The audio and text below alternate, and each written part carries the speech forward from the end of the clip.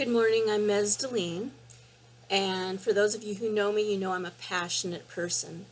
I'm also a public person, and I'm a belly dance goddess, a Reiki master, I do healing work, I write books, I'm a minister, I'm a mother and a grandmother, and for those of you who don't know me that well, let me tell you that most of my life I've been conditioned to keep my mouth shut. And in my old age, I am working on speaking my truth.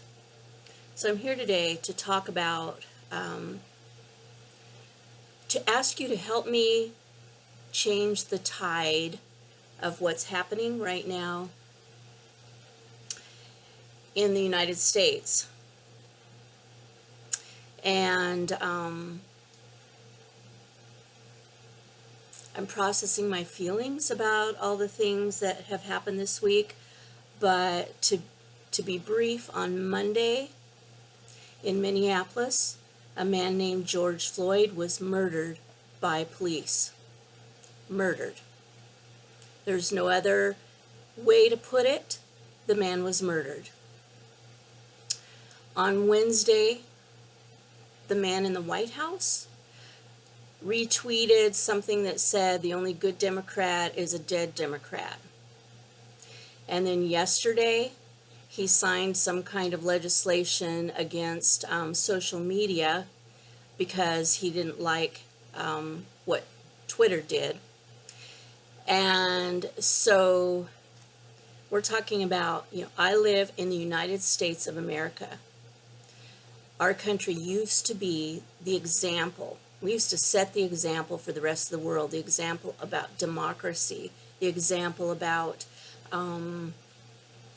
people of all colors, all faiths, all cultures coming together. It was called the melting pot, and coming together to create this amazing country. America was great, and I've been watching it in the last few years be pretty much destroyed. I've traveled internationally. People are afraid of us now. People are laughing at us because of the man in the White House, and it's really a sad thing. So what this is all about is fear and power. And this morning I saw a thing on CNN where a reporter, CNN had sent a white reporter and a brown reporter to Minneapolis to cover the rioting that ensued after George Floyd was murdered, and they were both approached by the police, and the brown man was arrested. So what does this tell me? It tells me that they're not getting it.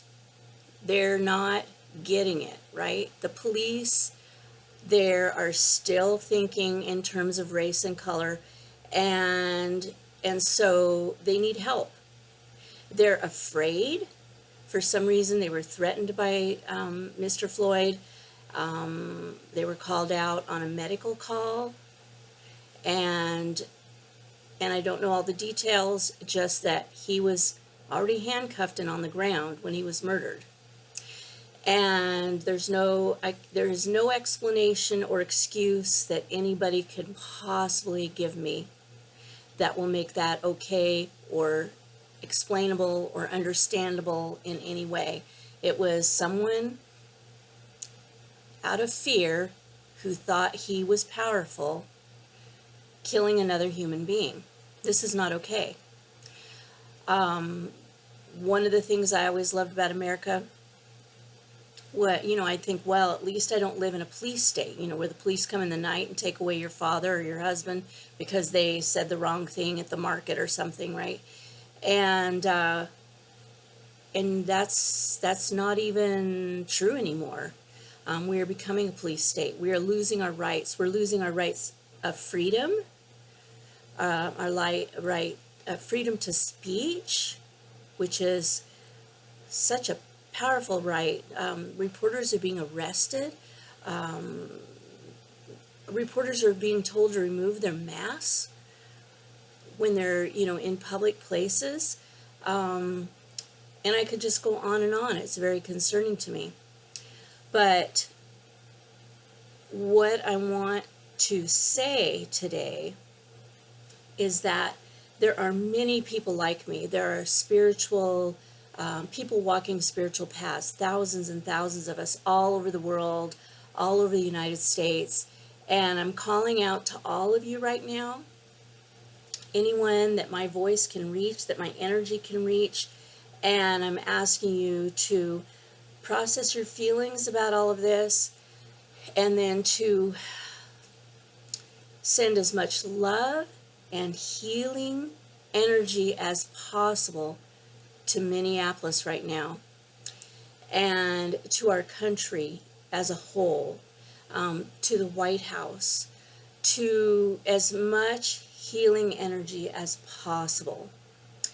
And love is the opposite of fear. Love is what's the only thing that can shift us out of this fear. So those of us who have that power of love inside of us, that calling towards healing, that passion for helping other people, it's up to us now. And a lot of us are women. Most of my spiritual friends are women, but there's a lot of men out there too. And if we come together as a force of nature, a force of love, and we can do this. We can create a tsunami of love that will just help settle down the fear. It'll help empower people instead of overpowering them. And I really believe that love is the ultimate power. Love is the greatest power that we have. That love can heal, love can create change, love can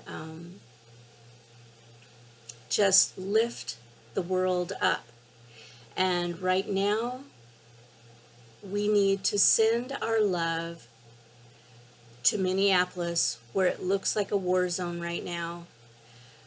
We need to send our love and surround the family of George Floyd. We even need to send our love to those 4 police officers who murdered him, and because they didn't know any better. Sadly, very sadly. They don't know about love. They don't know about the power of love. And so it's important for us to teach right now, for us to speak out with love, not with anger. There's enough anger in the world. There's enough fear in the world. There's enough sadness. We need to speak out with love and with healing.